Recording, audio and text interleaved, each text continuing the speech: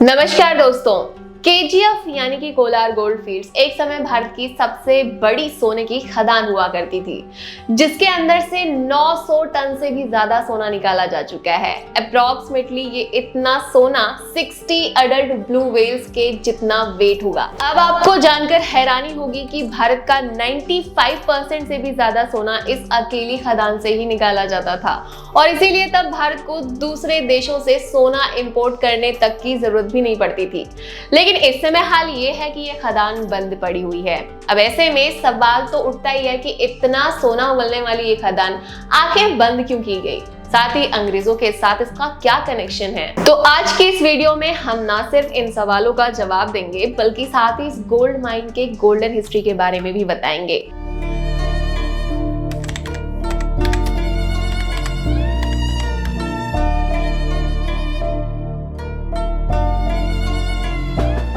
दोस्तों, Kolar gold fields Karnataka राज्य के डिस्ट्रिक्ट में आने वाला एक माइनिंग रीजन यानी कि खनन क्षेत्र है, जो कि कोलार शहर से 30 किलोमीटर और कर्नाटक की राजधानी बेंगलोर से लगभग 100 किलोमीटर की दूरी पर है। और एक माइनिंग रीजन होने के साथ ही ये एक टाउनशिप भी है। यहाँ पर आज 2,60,000 लोगों की आबादी रहती है।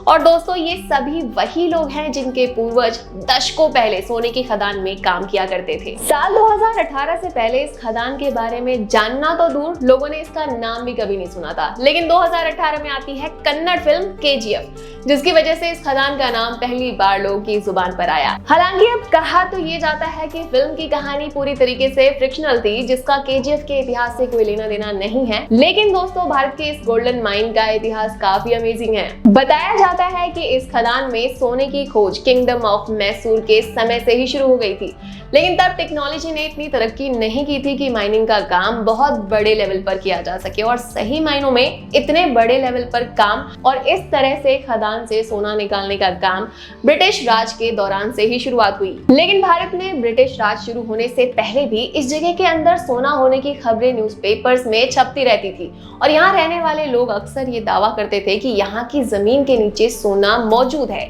लेकिन उस समय lack of technology and resources, ये कुछ वजह थी और यहाँ पर माइनिंग का काम शुरू नहीं किया जा सका। तो न्यूज़पेपर्स और रिपोर्ट्स के थ्रू 1871 में माइकल लावेल नाम के एक रिटायर्ड ब्रिटिश फौजी को यहाँ सोना होने के बारे में पता चला। ये रिपोर्ट 19वीं सेंचुरी की शुरुआत में ही छापी गई थी और ये रिपोर्ट पढ़कर ही माइकल फौजी के दिमाग में ये ख्याल आया कि क्यों ना इस जगह पर गोल्ड माइनिंग की जाए। और फिर इसी सोच के साथ ही माइकल ने कुछ सालों तक कई माइनिंग्स और सर्वेस करवाए और जिसमें वो इस जगह पर सोना खोजने में कामयाब रहे। और फिर इसके बाद साल 1875 में उन्होंने ये माइनिंग करने के लिए गवर्नमेंट से भी परमिशन हासिल कर ली। अब क्योंकि कोलार गोल्ड फील्ड्स एक बड़ा माइनिंग रीजन है और माइकल के पास इतने पैसे भी नहीं थे कि वो अपने अकेले के दम पर इतने बड़े माइनिंग ऑपरेशन को अंजाम दे पाए, इसलिए उन्होंने इस काम के लिए इन्वेस्टर्स खोजना शुरू कर दिया। और इस तरीके से केजीएफ का माइनिंग का ये काम जॉन टेलर एंड सन्स नाम की एक ब्रिटिश कंपनी के हाथों में आ गई, जिन्होंने साल 1880 में माइनिंग ऑपरेशन को अंडर में ले लिया। और इस कंपनी के आते ही यहाँ माइनिंग का काम उसी बड़े लेवल पर किया जाने लगा जिसकी उम्मीद की जा रही थी, क्योंकि जैसा कि मैंने आपको पहले बताया था कि lack of technology and resources ये तब नहीं हो पा रहा था। सारा काम मजदूर अपने हाथों से किया करते थे। उस समय इस खदान के अंदर अक्सर बहुत सारे हादसे भी हुए, जिसमें कि एक साथ बहुत सारे मजदूरों को अपनी जान गंवानी पड़ी। जैसे कि एक गवर्नमेंट डेटा के अकॉर्डिंग 120 साल तक चली इस माइनिंग में अराउंड 6,000 मजदूरों ने अपनी जान गंवा दी थी। अब यूं तो John Taylor and Sons company आने के बाद से यहाँ पर माइनिंग का काम बहुत तेजी से, बहुत रफ्तार से होने लगा था, लेकिन कंपनी अभी भी इस रफ्तार से संतुष्ट नहीं थी। और फिर काम की रफ्तार को और ज्यादा बढ़ाने के लिए साल 1890 में कंपनी ने और मॉडर्न मशीन्स लगवा ली। ये मशीनें इतनी एडवांस थी कि इन्हें अगले 100 सालों यानी कि 1990 तक इन्हीं मशीन से ही माइनिंग की जाती रही।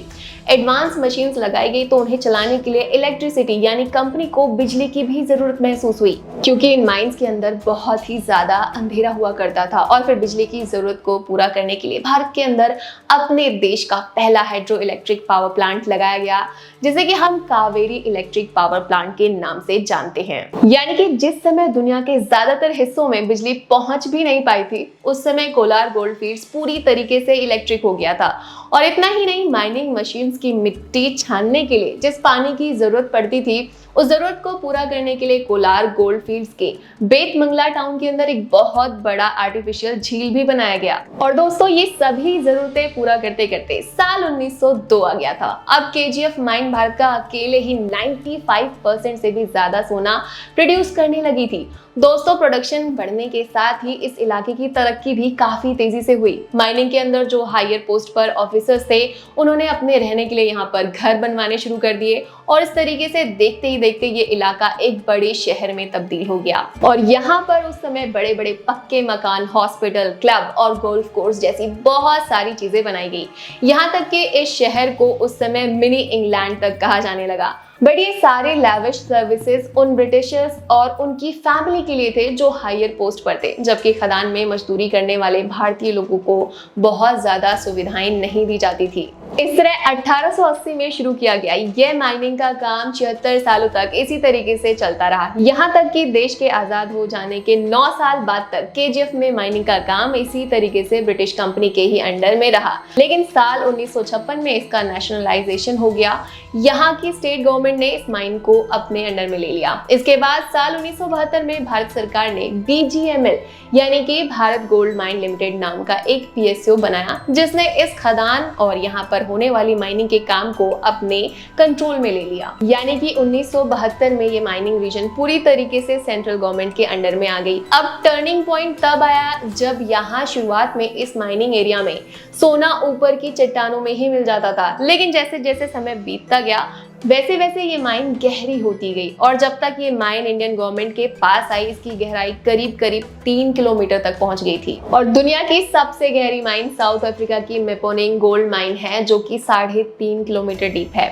इतनी ज्यादा गहराई में इंसानों के लिए काम करना बेहद मुश्किल हो जाता है, क्योंकि इस गहराई में टेम्परेचर 50 डिग्री सेल्सियस और ह्यूमिडिटी लेवल 95% होता है। और इसीलिए यहाँ पर काम करने वाले मजदूर अक्सर मौत का शिकार हो जाते थे। साल 1880 में शुरू हुआ ये माइनिंग का काम 120 साल तक लगातार चलने के बाद से 2001 में हमेशा के लिए बंद कर दिया गया। और इन 120 सालों में इस गोल्ड माइन से 900 टन से भी ज्यादा सोना निकाला गया था। अब ऐसे में बहुत सारे लोगों के मन में सवाल आता है कि इतने लंबे समय तक इतना ज्यादा सोने देने वाले इस गोल्ड माइन को आखिर बंद क्यों किया गया। असल में शुरुआत में यहाँ खोदे जाने वाले 1 टन एस्क में 45 ग्राम सोने की मात्रा के आसपास होती थी, लेकिन 1990s के बाद से ये सिर्फ 3 ग्राम प्रति टन रह गई। और इतना कम सोना निकलने की वजह से बीजीएमएल को लगातार नुकसान हो रहा था। न सिर्फ इतना, माइनिंग बंद हो जाने के बाद से इस जगह में बिजली और पानी की आपूर्ति भी सही ढंग से मिलनी बंद हो गई थी। साथ ही माइनिंग से निकलने वाले वेस्ट ने इस जगह के एनवायरनमेंट को भी काफी नुकसान पहुंचाया, जिसकी वजह से यहाँ पर रहने वाले लोगों को बहुत सारे हेल्थ इश्यूज का सामना करना पड़ा। और एक समय जो जगह अपनी खूबसूरती और सुख सुविधाओं और क्लियर एनवायरनमेंट के लिए मिनी इंग्लैंड कहलाई जा रही थी, आज वही जगह देखने पर एक युद्ध में हारे राज्य की तरह भयानक नजर आती है। तो कैसा लगा आपको केजीएफ के बारे में ये वीडियो, हमें कमेंट्स में बताना। आप केजीएफ के बारे में ऑलरेडी जानते थे या फिर आप केजीएफ से मूवी ही समझ पा रहे हैं, ये भी बताइएगा। और ये वीडियो पसंद आई हो तो लाइक, शेयर और साथ ही हमारे चैनल को सब्सक्राइब कर लेना।